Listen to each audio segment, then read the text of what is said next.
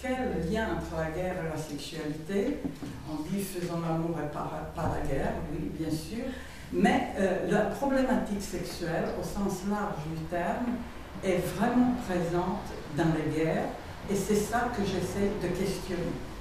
Alors, je pars du concept freudien du narcissisme des petites différences. Freud emploie pour la première fois le terme de narcissisme des petites différences dans son texte Le tabou de la virginité. Il parle de l'angoisse et l'agressivité qui est éprouvée face au féminin, comme ce qui est en œuvre entre deux sexes. Freud repère ce type particulièrement féroce, dit-il, de narcissisme dans le mépris et dans le rejet de la femme par l'homme et le relie dans ce cas au complexe de la castration. Je rajouterai de la femme par la femme aussi. Le féminin n'est pas du féminin anatomique. Plus tard, dans Malaise dans la culture, Freud écrira « Il est manifestement pas facile aux humains de renoncer à satisfaire cette agressivité qui est la leur. Il n'en retire alors aucun bien-être.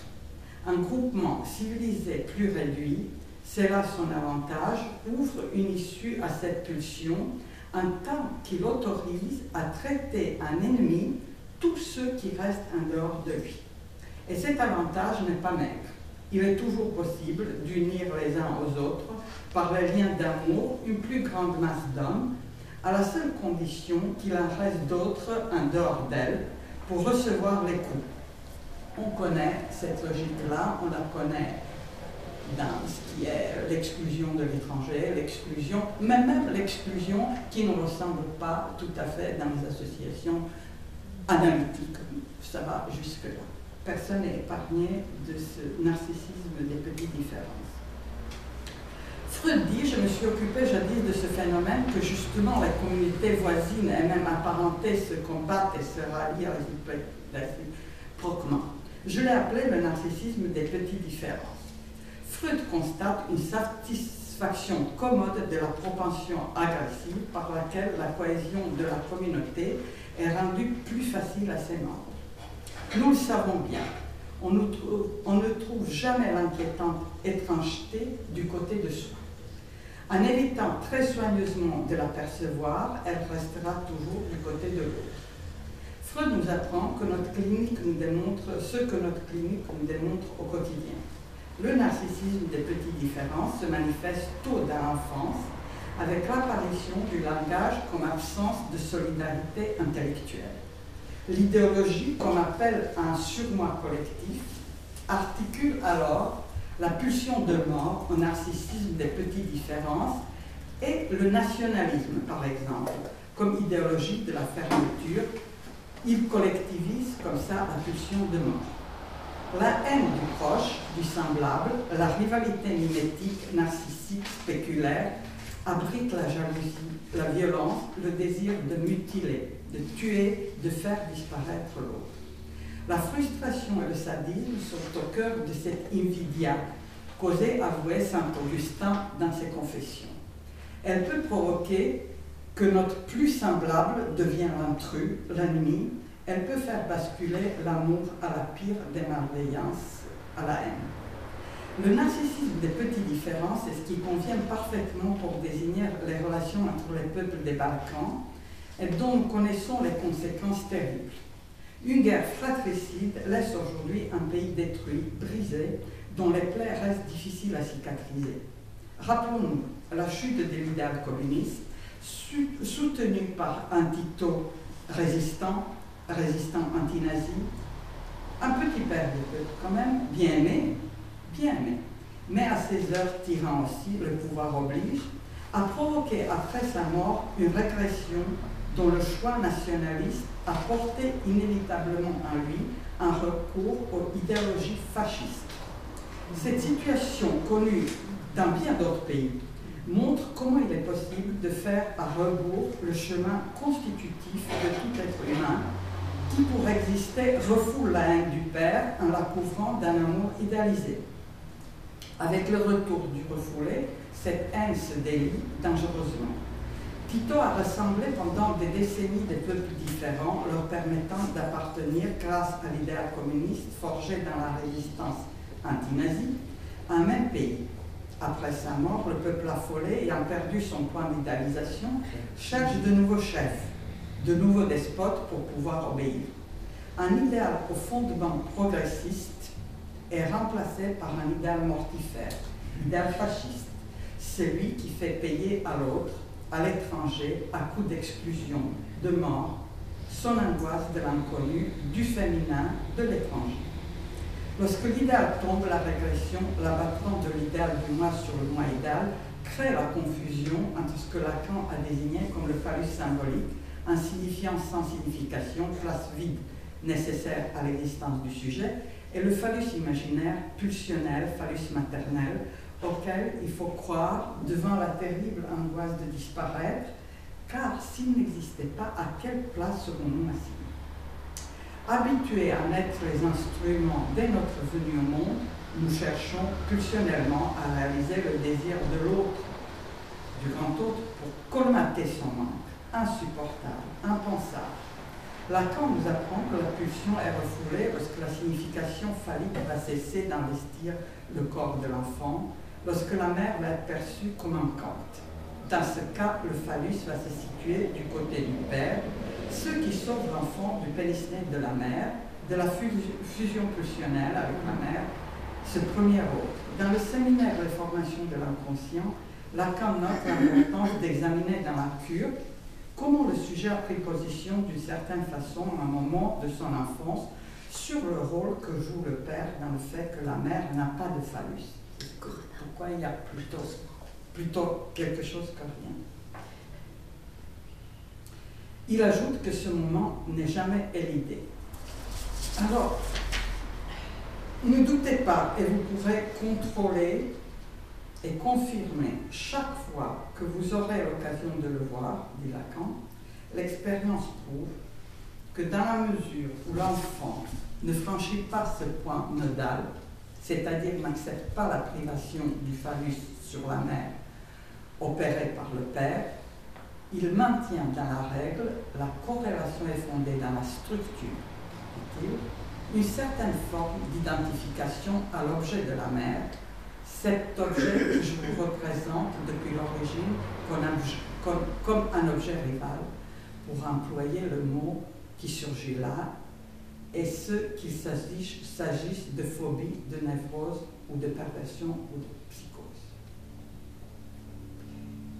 Alors, aujourd'hui, après cette guerre folle, les rues et les places de villes et villages serbes, croates, bosniens ou slovènes, qui portaient naguère des noms des résistants anti-nazis, affichent sans aucune honte les noms des anciens collabos et fascistes.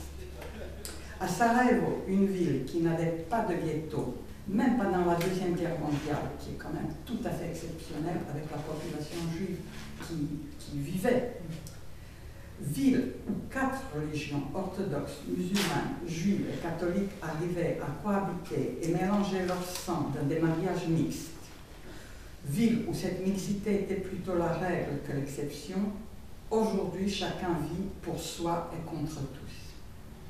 Beaucoup de jeunes filles y portent le voile et de nombreux garçons s'entraînent encore à manier le kalachnikov et à tirer sur son voisin. On ne sait jamais.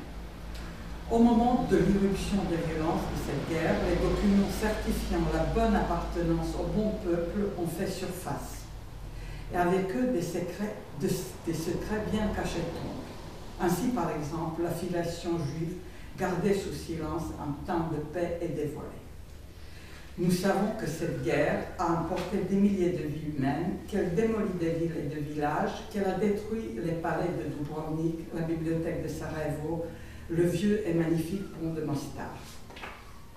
Mais il y a un autre aspect de cette guerre dont on parle qui continue ses ravages.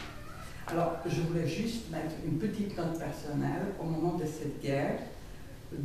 En même temps, mon père et une cousine m'ont apporté un certificat de baptême datant d'il y a 3 générations ou 4 générations de conversion en religion catholique. J'avais aucune idée, jusque mes 40 ans passés, qu'on avait une filiation juive. Mais au moment de cette guerre, tout d'un coup, mon père me dit, tiens, au moment de la Deuxième Guerre mondiale, ma tante m'a donné ça. C'est-à-dire, c'est un moment où le danger explose, que quelque chose de ce qui constitue cette étrangeté est menacé et qu'il faut avoir le bon papier. Alors, c'était quand même quelque chose d'ahurissant pour un pays où on ne savait même plus si on était serbe ou croate ou catholique ou orthodoxe. Enfin, ça n'avait absolument pas une importance primordiale en tout cas.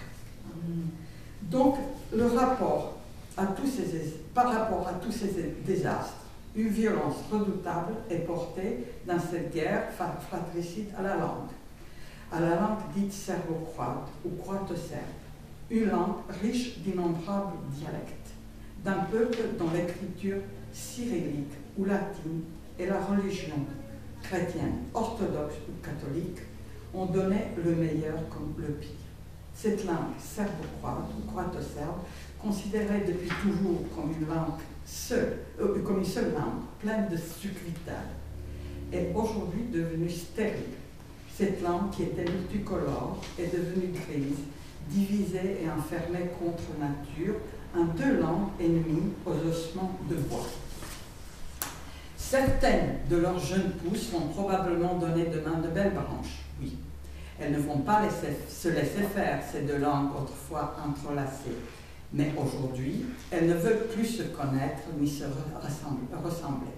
Elles sont, comme tout le reste, séparées, coupées à la hache, démembrées, mutilées.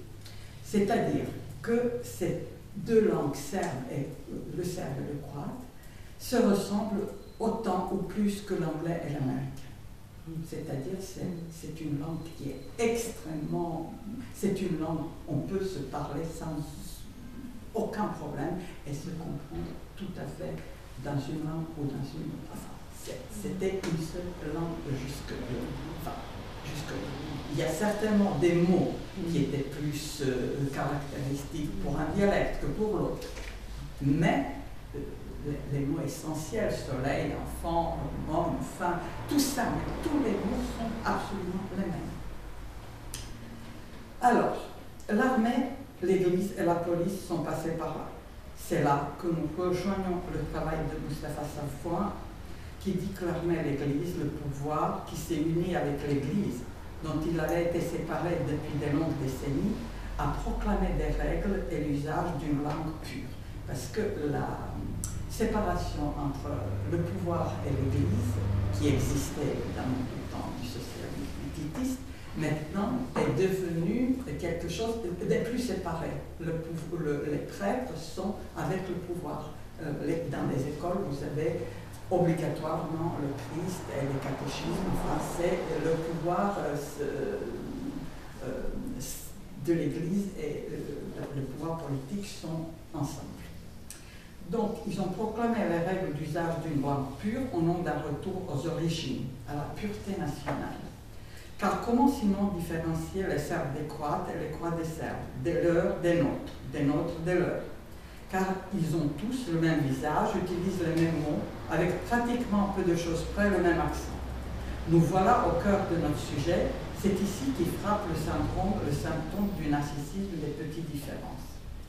Pour pouvoir le faire, ces distinctions impossibles, le pouvoir en place a entrepris des travaux de saccage impitoyablement. À grande pompe, officiellement, de nombreux mots sont rayés des dictionnaires. L'usage des mots soupçonnés d'arriver de l'autre côté de Danube ou de Drina, et l'usage des mots douteux qui pouvaient venir de l'étranger. Les mots étrangers sont épiés, chassés, interdits, ne doivent plus être prononcés. Leur utilisation signifierait qu'on se place du côté de l'ennemi, qu'on est un traître. Par exemple, les mots d'origine turque ont été exclus dans l'emploi, et il y en avait beaucoup, car les Turcs ont régné pendant des siècles de ce côté-là de l'Europe, d'une partie au moins. Les mots d'origine anglaise, américaine, plus modernes aussi, ont dû foutre le camp. Tous ceux qui pouvaient être utilisés plus fréquemment dans les régions ennemies et bannis. Lucas a d'abord concerné l'usage officiel administratif. Désormais, il fallait sans aucune possibilité de discussion dire putovnica, c'est-à-dire permis de voyager, au lieu de dire passeport. Désignation utilisée jusque-là pour tous. Les médias, avides d'obéir au nouveau chef, se sont mis à employer ce vocabulaire nouveau, avec des mots censés rappeler les origines bafouées. Ensuite, il fallait bien boucher les trous laissés par les mots bannis et des nouveaux termes hybrides, dont l'idée appelle l'univers étonnant des tableaux de Jéronimo Bosch, et dont seul le ridicule égale la bêtise, se sont répandus avec la propagande de l'État. Ils sont entrés dans les préfectures, dans les ministères, mais aussi dans les manuels scolaires, les universités. Inventés par les hommes au pouvoir, toujours encadrés par l'armée et la police, l'Église bien sûr, ces mots souvent très longs, car volontiers descriptifs, accolés aux prothèses instables et archaïques, se sont mis à proliférer. Un nouveau langage est né, un langage patriotique dont l'utilisation assidue et appliquée est devenue le meilleur garant de la bonne foi et de réelle volonté d'appartenir à la bonne nation. Langue certes et croate, jadis enrichie par les va-et-vient du diaspora disséminée dans les pays proches et lointains, dans les continents lointains aussi, deviennent, avec la complicité de la télévision, de la radio et des journaux, la connivence de certains écrivains corrompus, des langues aux mots déformés, plaqués, et dont une grande partie prend comme base le vieux slavon, dont l'usage a été remplacé dans les institutions scolaires au début du XIXe siècle, par une écriture phonétique qui a facilité l'alphabétisation chez les Serbes et chez les Croates. L'idée de la pureté chère aux idéologies douteuses, dont notamment le nazisme, qui avait durement ravagé ces pays pendant la Deuxième Guerre mondiale, a été ainsi allègrement adoptée au nom de l'identité nationale, dans les coins et les recoins dans un ancien pays socialiste. Ce purisme qui lie l'impureté d'une langue à l'impur de ce qui serait étranger, qui serait autre, distinct, différent, repose sur des critères aussi obscurs qu'arbitraires. Il soutient l'idée que l'univers des choses est recouvert par un univers des mots et que chaque chose trouve son pendant objectif dans le mot qui la désigne. Pas de signification plurielle, s'il vous plaît, pas d'inconscient, pas de rêve, hormis ceux dictés par le pouvoir. Or, nous savons que le langage est radicalement équivoque. La structure de l'absus, de l'accent, de l'équivoque, du rêve, du mot d'esprit, de l'acte manqué, indique la structure de la langue que l'on ne peut pas orienter ni diriger vers la forme unique. Une partie de nous-mêmes nous reste toujours inconnue, ignorée car refoulée avec la progression même de notre pensée. La chose, das Ding, est perdue à jamais, et aucune réglementation ni aucune purge ne pourrait la retrouver. Le retour à la langue d'origine est, comme souvent dans les intégrismes, devenu la revendication essentielle. Pour l'intégriste, le père fondateur trouve son incarnation dans le chef, auquel il faut obéir sans discuter. Ça correspond, c'est la caractéristique moderne du fondamentaliste. Nous restons au premier temps du fantasme un enfant est battu. Ça ne dépasse pas ce premier temps. Et comme le souligne Gérard Pommier, l'intégrisme n'est pas un retour du religieux tel qu'il existait avant. Pas du tout. Il résulte d'une nouvelle poussée de l'angoisse de castration devant la féminisation, la menace de la féminisation. C'est-à-dire c'est quelque chose de nouveau. Ce n'est pas un retour à l'ancien. C'est impossible. Ainsi, pendant la guerre dans les Balkans, les télévisions de différents nouveaux pays passaient en boucle des films pornographiques, servant à exciter les soldats partant en front. Dans le livre de Vidoslav Stefanovic, dans les îles de Balkans, un homme divorce au début de la guerre, chasse sa femme et sa fille parce qu'elles appartiennent à la nation considérée comme non virile, nation des femmes et des pédés. Et ensuite, après une courte hésitation, accepte d'aller bombarder la ville où elles se sont réfugiées. On peut se demander si la psychanalyse n'est pas le discours le plus véridique que c'est un clos social qui se constitue du clivage entre le soma d'une part, l'autorité, l'identité, la loi, la commune mesure, le nationalisme de l'autre. Si elle n'est pas le discours ultime de la socialité depuis son lieu même, en connaissance de sa cause refoulée, deux noms de Julia Kristeva d'un sujet dans un langage des pratiques politiques. Les psychologues et les psychiatres, des rares psychanalystes de l'ex-Yougoslavie, disent que là-bas, l'urgence est actuellement, encore et toujours, de soigner les traumatismes de la guerre. Pour qu'il n'y ait plus des hommes qui jettent des bombes sur leur propre maison, des hommes qui, 10 ans après la fin de la guerre, se mettent à tuer les gens dans les champs, comme ça, tout d'un coup, ou dans les rues de leur village, les femmes violées qui avaient abandonné l'enfant de l'ennemi, qui le cherchent désespérément aujourd'hui, parce que c'est leur enfant aussi. Des endeuillés jamais en paix car ignorant où sont enterrés leurs morts. Les manuels de thérapie cognitive trouvent leur traducteur dans de nouvelles langues, sans problème. Parce que la psychanalyse, vous savez bien, c'est trop long. Il faut aller vite. Nous avons déjà perdu trop de temps. Il s'intéresse au concept de la résilience, bien sûr, mais continue à porter une admiration non dissimulée aux hommes responsables des crimes de guerre les plus épouvantables commis en Europe depuis la Deuxième Guerre mondiale. N'oublions pas que l'ex-Yougoslavie est le 3e pays par nombre de victimes de la Deuxième Guerre mondiale. L'idéal est encore incarné, et ceci pour de nombreux intellectuels même, par des grands criminels de guerre. J'ai des amis intellectuels qui regrettent que Karadzic et Mladic soient arrêtés en disant « c'est non Robin des Bois ». Pourtant, les mêmes assurent « nous ne voulons plus de guerre, plus jamais ». Mais pouvons-nous échapper à nos pulsions meurtrières sans les connaître tout d'abord dans notre propre moi tant adulé? La psychanalyse n'a-t-elle pas son mot à dire sur cette affaire présentée comme insaisissable, inévitable, fatale? En nos relations d'amour, les plus tendres et les plus intimes, écrit Freud, est attachée, sauf dans un tout petit nombre de situations, une grande parcelle d'hostilité, capable de stimuler notre désir de mort inconscient, écrit Freud dans Malaise dans la civilisation. Et remarque que notre inconscient est inaccessible à la représentation de notre propre mort, mais plein de désirs meurtriers sanguinaires à l'égard de l'étranger et divisé ambivalence à l'égard de la personne aimée. Mais comme l'attitude conventionnelle est liée à la civilisation que nous avons à l'égard de la mort, nous a éloignés de cet état ordinaire. La civilisation nous éloigne du Freud. Bien plus, notre inconscient tue même pour des choses insignifiantes. Comme l'ancienne législation athénienne de Dracon, notre inconscient ne connaît pour des délits aucun autre châtiment que la mort.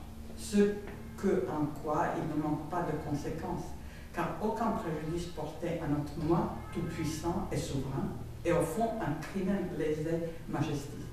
Si on nous juge selon nos notions de désir inconscient, nous sommes donc nous-mêmes, comme les hommes des origines de préhistoire, une bande d'assassins.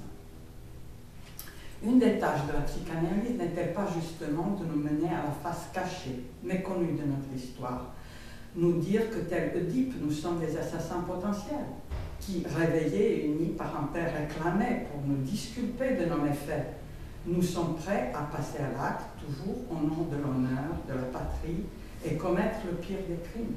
Car nul doute, quiconque l'a expérimenté dans son propre travail analytique a découvert à sa manière tout à fait singulière et toujours différente de tout ce que nous aurions pu supposer en lisant uniquement les livres de Lacan et de Freud, que beaucoup font, en s'épargnant le travail sur le vivant, que le contenu de notre savoir inconscient n'est autre que celui de l'Oedipe.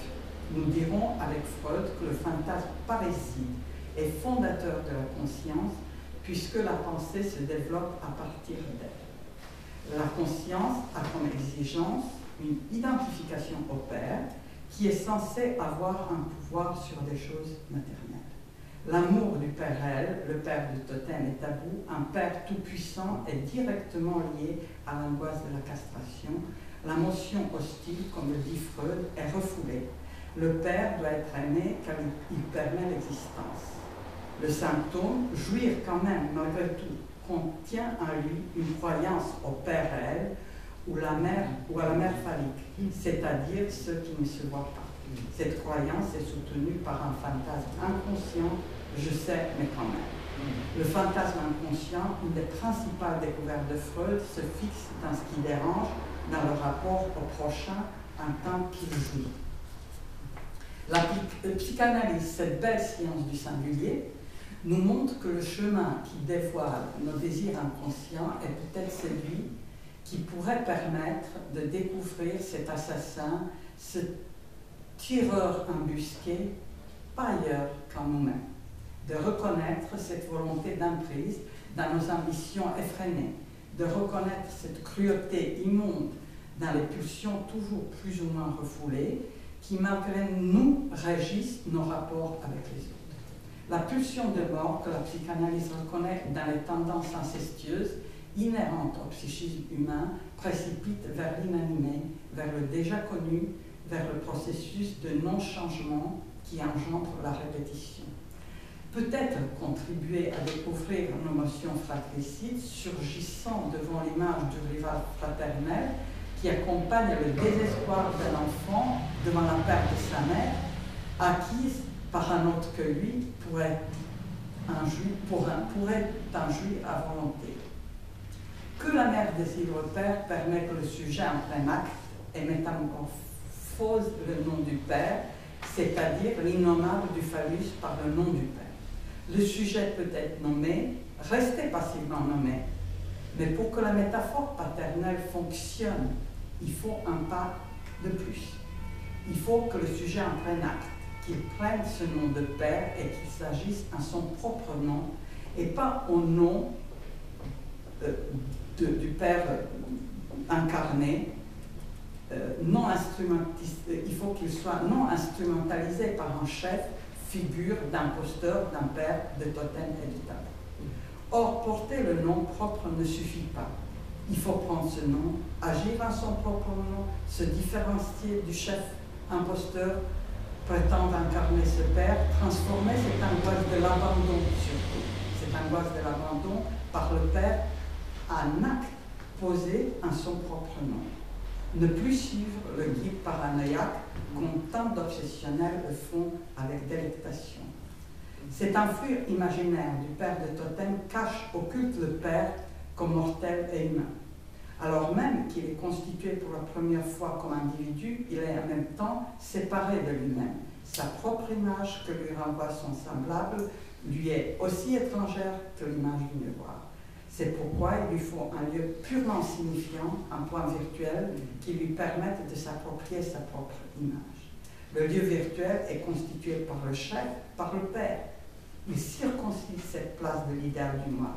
La place du maître n'est pas donnée par la guerre entre les clans, ni par la famille. Elle est seulement cette place libre qui correspond à ce que le sujet ignore de son propre inconscient. Le tyran nous commande avec notre propre inconscient, écrit Gérard Pommier dans Libido Immilitaire.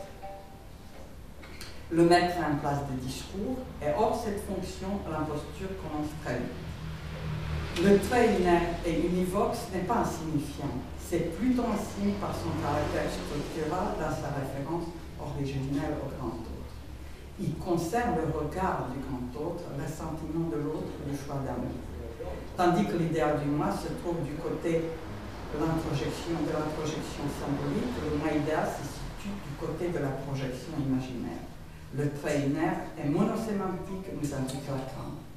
L'idéal du moi ressort du narcissisme. Lacan dit avec beaucoup d'humour qu'il est beaucoup plus facile de se faire aimer par l'idéal du moi que par le moi l'original. Ne fait-il pas allusion à la duplicité paternelle au père vivant et père mort, contradiction insoluble par la pensée consciente? C'est en ce sens qu'il n'est pas légitime de parler du pouvoir du discours psychanalytique en lui-même. Il n'a pas en lui place pour un effet de pouvoir. C'est dans sa logique.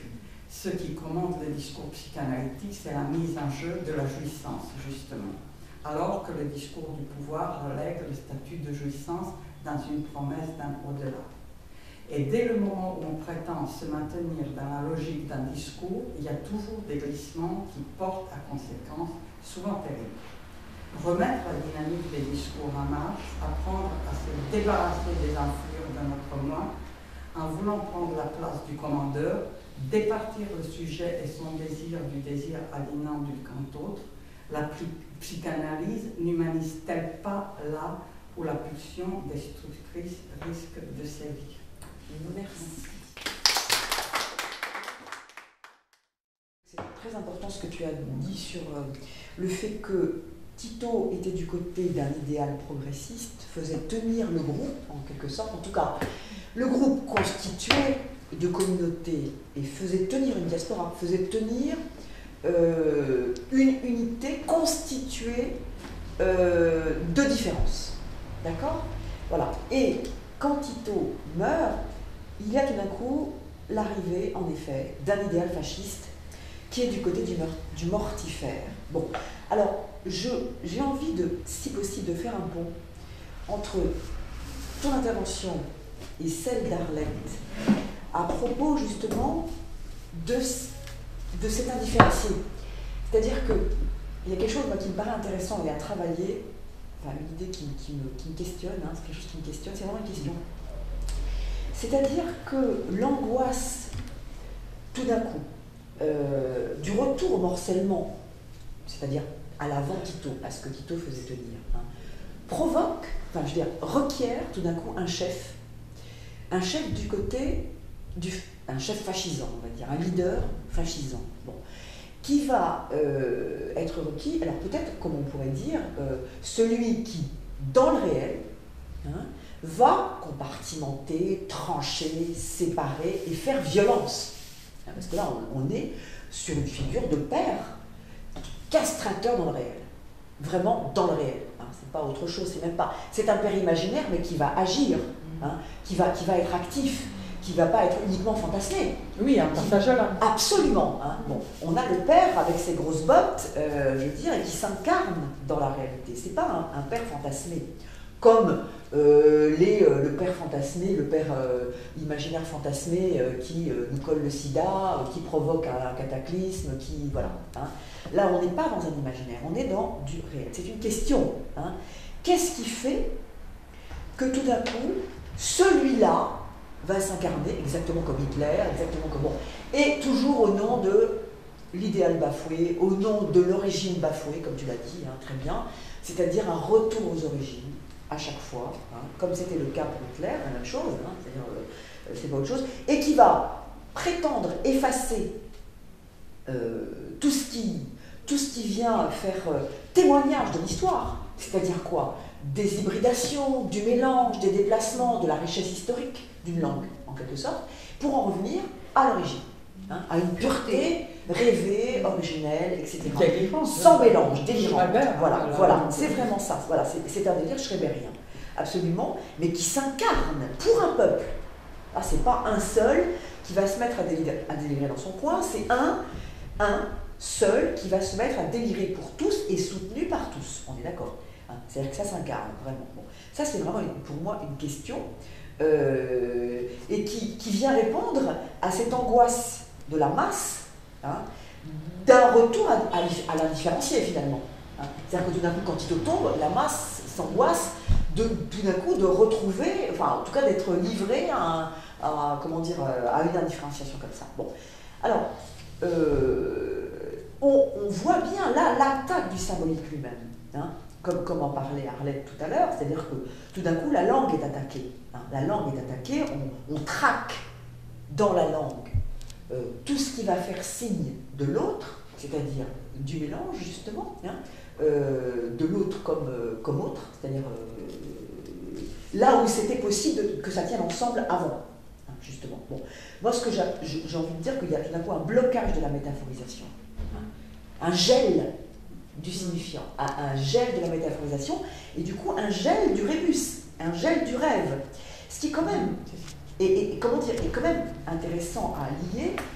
Est-ce qu'on pourrait dire que c'est justement le point de souplesse des noms du Père, hein, du nom du Père ou des noms du Père, bon, qui permet que ça se croise, que ça fasse des ponts, que ça copule d'une certaine manière, sans être forcément dans l'inceste, justement, mais que ça s'hybride, hein, que ça se mélange, que les langues se mélangent, que la langue se mélange, hein, justement. Est-ce que ça, c'est pas justement ce que permet la souplesse ou le point de souplesse des langues du père, hein, qui est du côté de l'éros, hein, de la vitalité, de la vitalisation, de la revitalisation, de la mise en vie, de la circulation, justement, hein, de points de passage, de points de circulation, de points où la frontière est symbolique et peut du coup être franchie, hein, parce que c'est pas, justement, ce sont des frontières symboliques, on n'est pas dans l'inceste, encore une fois, hein, d'accord, mais que tout d'un coup, cette espèce de pureté là revendiquée va bloquer.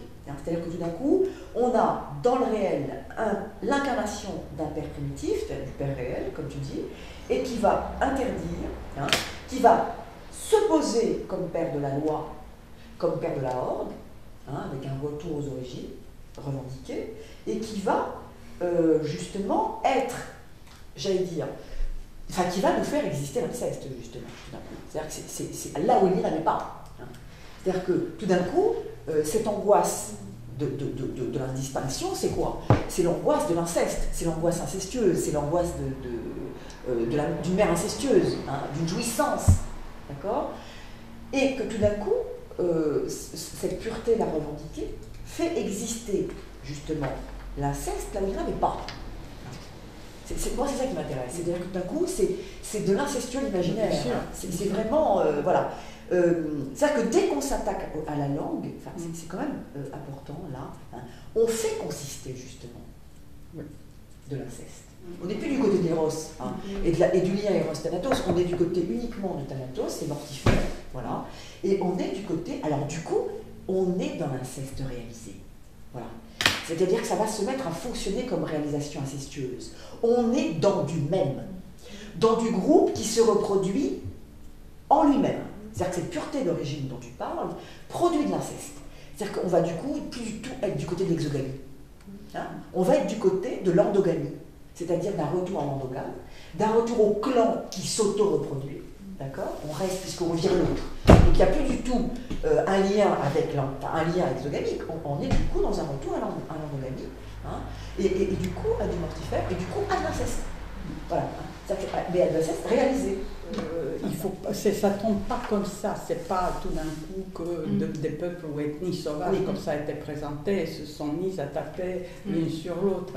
Je pense que cette pureté est aussi la pureté, c'est l'envers du sale. Il y a la pulsion anale qui est en œuvre, et Freud a mis cette équation argent, phallus, enfant et fesses. C'est-à-dire aujourd'hui, cette guerre coïncide avec le début de la mondialisation, avec l'argent comme seule valeur et critère du symbolique. Donc, si c'est l'argent de la merde qui est cette mesure, on va, l'inconscient ne connaît pas les contraires, on va aller vers le pur. Voilà. On va dénier ce caca, hein, par la pureté, et c'est aussi la constitution de l'Europe, de l'Europe par le fric aussi, enfin, qui avait commencé à ce moment-là. Et les enjeux, bon, après des grandes puissances, entre la Russie qui ne voulait pas lâcher la partie orthodoxe, c'est-à-dire serbe, et puis la partie catholique, croate, etc. Enfin, et ensuite, dans la lutte anti-nazie, il y avait des collabos. Maintenant, si ce n'était pas Tito, s'il a échoué, ça veut dire que c'est binaire. C'est que c'est les fachos qui avaient raison. Et enfin, avec un échec de mise en place du communisme, l'idéal est complètement bafoué. Ce découragement n'a pas lieu d'être, parce que il faut beaucoup pour construire le communisme. On ne peut pas abandonner un idéal comme ça. Aujourd'hui, on l'a abandonné, on n'a plus d'idéal. L'idéal, c'est l'argent acheté en grand sac chez Gucci. Je veux dire, bon, toutes les villes se ressemblent, malgré ce qu'ils font avec les langues. Vous allez dans n'importe quelle petite ville serbe, croate ou slovène, vous avez des mêmes magasins, Zara, machin, truc, gars, comme à Paris, à Limoges ou à Nantes. Je veux dire, il y a quelque chose, un autre nivellement qui... Alors, je vais dire une note quand même optimiste, c'est que c'est par la poésie et beaucoup par les chanteurs, par les chansonniers, que les contacts existent. C'est-à-dire que par la radio, beaucoup les Serbes écoutent les Croates et les Croates les Serbes et ils les invitent au concert. Et la jeunesse vient écouter et chanter avec. Parce que sinon, c'est d'un absurde complet. Comme si, entre toi et moi, maintenant, il y avait au milieu un traducteur. C'est comme ça que ça se passe. À l'Assemblée, il y a un traducteur. Les films sont sous-titrés. C'est-à-dire, il y a cette volonté aussi qui vient peut-être de se départir du grand autre qui passe par le passage à l'acte, où, moi j'insiste, nous, en tant qu'analystes, nous devons examiner le côté de névrose obsessionnelle, fascinés par un paranoïaque. Nous sommes tous fascinés par des chefs paranoïaques. Ils savent, ils sont à la place de sujets supposés savoir. Ça peut marcher. Un analyste parano peut avoir plein de patients, mais après, à un moment, ça pète. Mais je veux dire, un leader paranoïaque, il a des foules avec lui. Et c'est cette paranoïa qui nous fascine, la connaissance du paranoïaque, qui est analysée quand même dans la mouvance des quatre discours. Parce que le discours, on ne doit pas incarner le chef. C'est-à-dire différencier le père de totem et tabou du père symbolique.